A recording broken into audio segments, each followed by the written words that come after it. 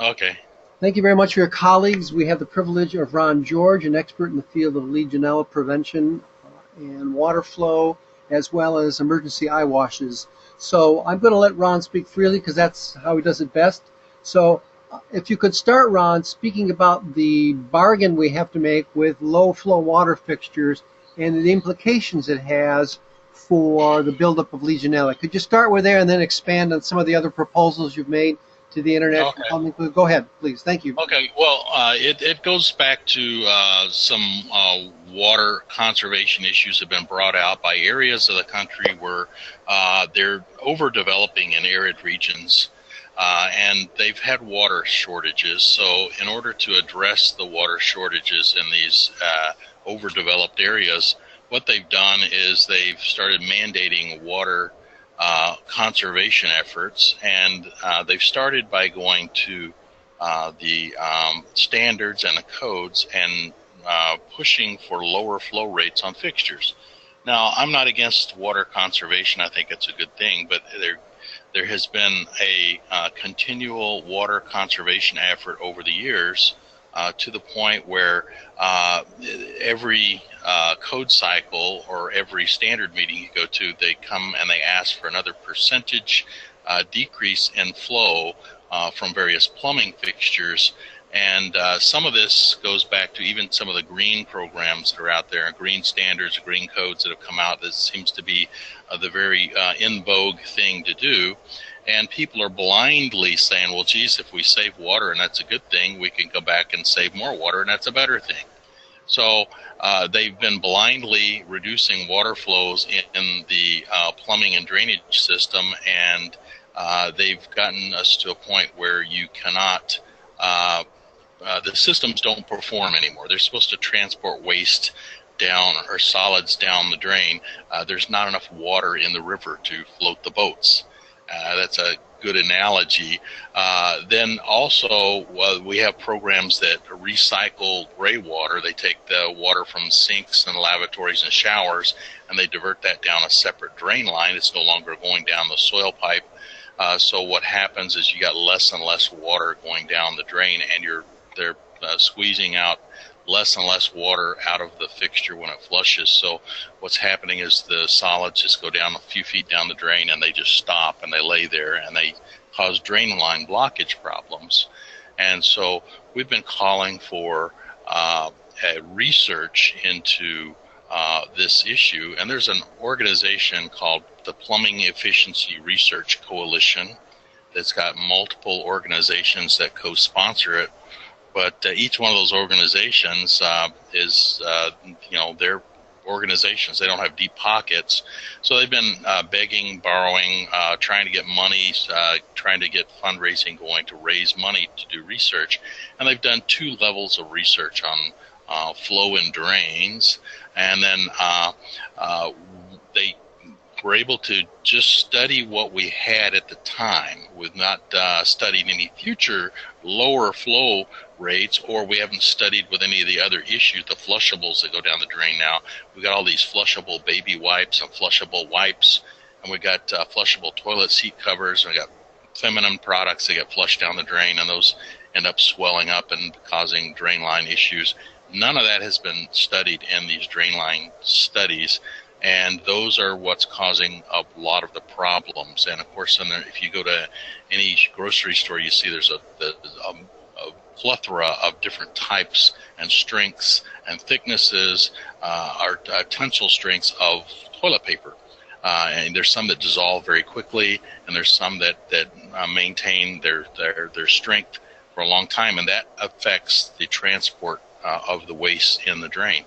So they've been studying that on the Plumbing Efficiency Research Coalition side, and there's a website you can go to and download 2 of those reports for free. I'll put that on your I'll put that on this meeting's record of work. Thank you. There's a part 1 and part 2 of the PERC drain flow research. Now, the next part of the equation is the water supply has been reduced and reduced and reduced. And I pointed out that as the water flow is reduced, we're right now just a little bit under 20% of what we used to flow prior to the 1992 Energy Policy Act, where they started assigning maximum flows for various fixtures. At that point, there was a significant reduction from what we had. Water closets were flushing with 5 to 7, even more gallons per flush, and shower heads were flowing up to 12 gallons a minute. And at that time, they reduced the flows down to 2.5 gallons per minute maximum for showers, and they reduced the flow from 5 to 7 gallons per flush down to a maximum of 1.6 gallons per flush for toilets. And they've continued to chip away at those numbers, and they've brought fixtures that flowed from 3 to 5 gallons per minute down to 2 and 1.5 gallons per minute. So even for metering faucets, it's been a significant issue, is with infrared metering faucets tend to be problematic in that hospitals use them a lot because they have the stigma that if you use a hands-free faucet, you will have cleaner hands and you're not touching surfaces. But what's happening is with the code requirements for hands-free faucets, say if you have an infrared operated faucet, the maximum flow rate is 0.5 GPM and the maximum flow per cycle is 0.25 GPM. Now that cycle is based on a 30-second cycle. So if you go to any one of these infrared operated hand wash sinks, the lavatory typically will first of all, I find in my travels that I have to do the hokey pokey, putting my hand in and out to get the faucet to come on. When it does come on, it doesn't stay on very long. I find some only last a second or two, and others will last up to 5 to maybe 10 seconds. If you can get them to work at all. Yeah. It's very rare to see one last more than about 10 seconds. Right. And now what that does is if you have 0.25 gallons per minute in 30 seconds, if you're only flowing for 5 to 10 seconds, then your 0.25 gallons is 1/3 to 1/6 of that 0.25 gallons. So your gallonage flow rate is typically around 1/10 of a gallon per minute is what you're flowing, and out of that fixture. So what's happened is that's created a situation where the water is just not flowing through the pipes. And what happens is water, when it leaves a water treatment plant, it's chlorinated by the water utility. Mm-hmm. And that chlorine has a life. It starts dissipating once it leaves the plant. And in the good old days, the water was flowing, and it took 2 or 3 days to get from the water treatment plant to a end user. Now it's taking 2 or 3 weeks to get to the end user, and the chlorine has long dissipated before it gets out to the ends of the system. So there is no longer any chlorine left or chlorine residual left to fight bacteria in the water supply. This is so what's happening? This is really fascinating. So what happens is that bacteria levels are growing, and there was a study done at one of the universities, at Johns Hopkins University, and they got it wrong because they approached it from the wrong standpoint. They had a wing of their new hospital was done with infrared faucets, and the old wing was done with the normal lever faucets. And they noticed that the new wing of the hospital had a lot of bacteria in it. The old wing did not when they were doing their testing. So they started going, why does the new wing have all this bacteria in it? Well, they had much, much, much lower flows, but that's not what they thought of. They thought it must be the infrared faucets. So they started dissecting the infrared faucets, and they thought, well, it's got infrared, it's got all these little nooks and crannies, and it's got O-rings, and that's what's causing it. And it wasn't the O-rings, it wasn't the nooks and crannies, it was the significantly reduced flow rate. The lever faucets had 2 gallons per minute, and the infrared faucets were at a rate less than 1/10 of a gallon per minute.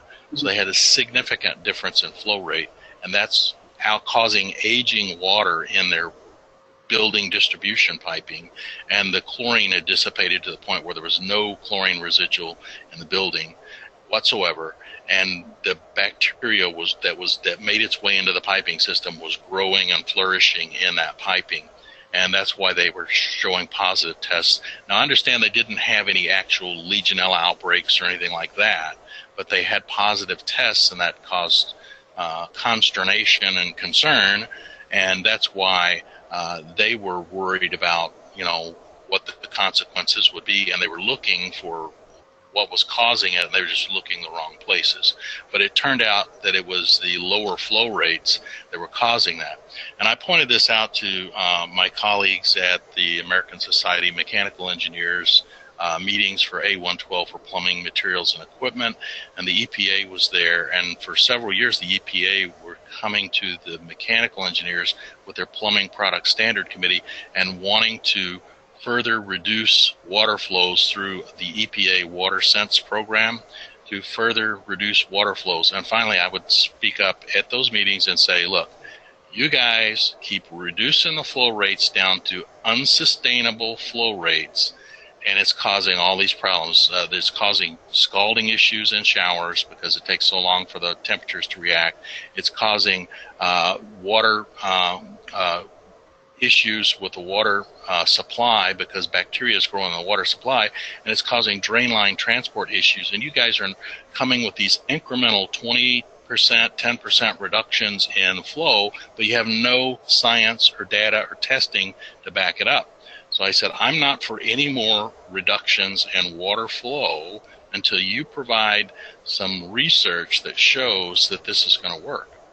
So they went back and they came back the next year. Would any of this be solved by smaller pipes? Well, go ahead.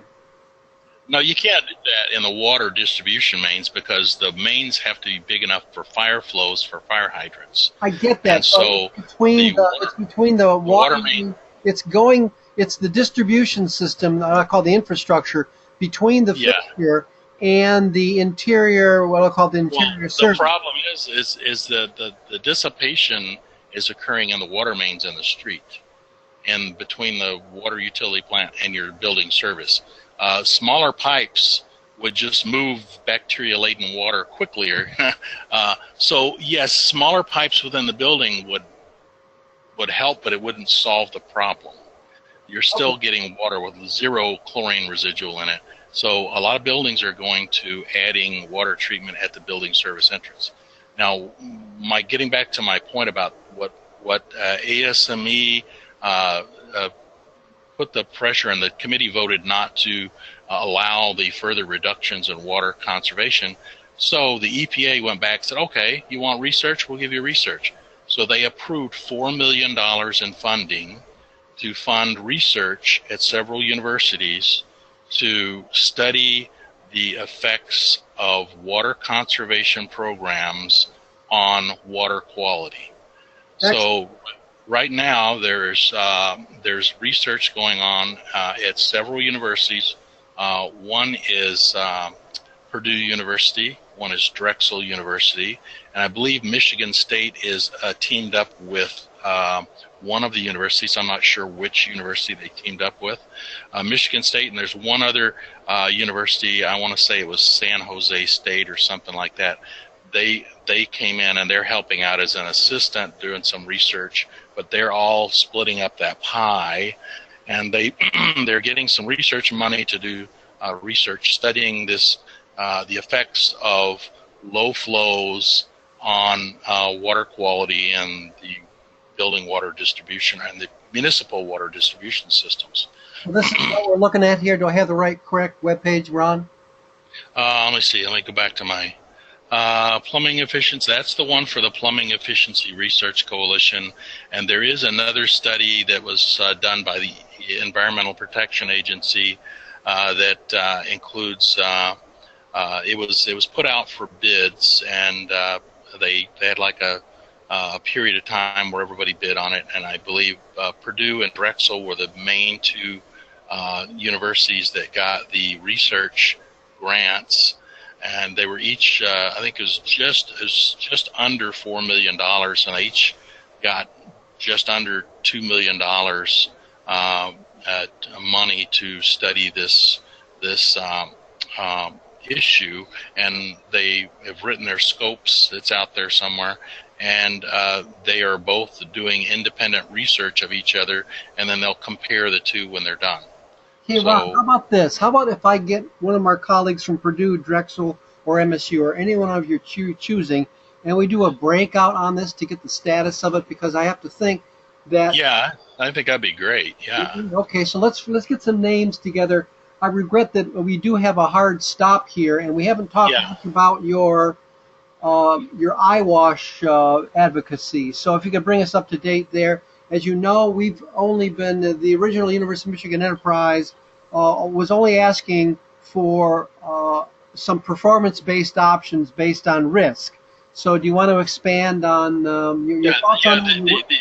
The issue was in the standard, in the appendices, it recommends weekly flushing of the emergency fixtures with facilities that have a lot of emergency fixtures. That means somebody's almost full-time going around flushing emergency fixtures in order to keep up with that requirement, so that the bacteria and you don't have a water quality issue in the water supply. And that goes back to one of the cases I worked on years ago. Was a guy went to an emergency shower to wash himself off after receiving burns, opened up the shower and got this black, murky, and then orange bacteria-laden water that smelled like sewage coming out, and for several minutes until the lines were flushed, finally he got clear water coming out. But in the meantime, he had open wounds from burns that he was trying to cool, and he got all of this bacteria just poured over him. So that's why the requirements in there for the flushing, to make sure that there's flush, clean water for flushing available at an emergency fixture. And I understand the universities want to have some relief on this flushing requirement. So I did talk to some of the emergency fixture manufacturers about putting a solenoid valve on the right at the shower head, at the emergency shower head, that opens up and allows water to dump to a drain or a hub outlet next to the emergency fixture, so that it pulls fresh water right up to the shower head. And I told them probably within about 4 or 5 pipe diameters of the shower head should be sufficient to keep clean water right there. And they are in the process of developing that and offering that as a product option in new emergency shower equipment, so that now that can be an automated process where it just happens, and when it happens, it also records that it's happening, so that you have proof that your flushing has been taking place. So that's a new product offering that's coming out with several. All that can be piped into the emergent Internet of Things. So an eyewash or shower being Internet of Things. Right, that'll be in the building management system, and there's a lot of other documentation of stuff that's coming down the pipe. That will be something that'll be automated, and just you'll be able to just click on something and it'll come up and say, here's the times it was flushed. Okay. Great. Say, Ron, we're very grateful that you called in today, and it's obvious that we can work in 3 different directions here and be productive for our industry and others. So what I'll do, we'll close this call down, and what I'll do is then I'll talk to you offline maybe a little bit later on today about trying to communicate with some of the people who put in proposals. Certainly, we give you a platform to advocate for some of the proposals you put into the International Plumbing Code. So anything else before we close out? I've got your website up here. Anything else you'd like to add? Oh, that's it. I'm all set, and thank you. And I'm looking forward to working with you to get some of these issues resolved. Thank you. Thanks, Mike. Wait, but no. I've got to stop the recording.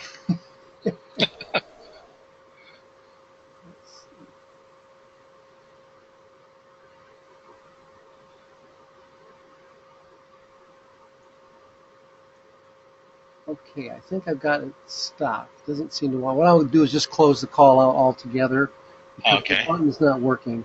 But thank you very much. This will be there within 24 hours. Thank you, Rob. Okay, I know you got another call, and when you get done, and you can call me this afternoon, give me a call. I got another conference call I got to get on. Yeah, great. Thanks very much, Rob. We'll see you on the interwebs.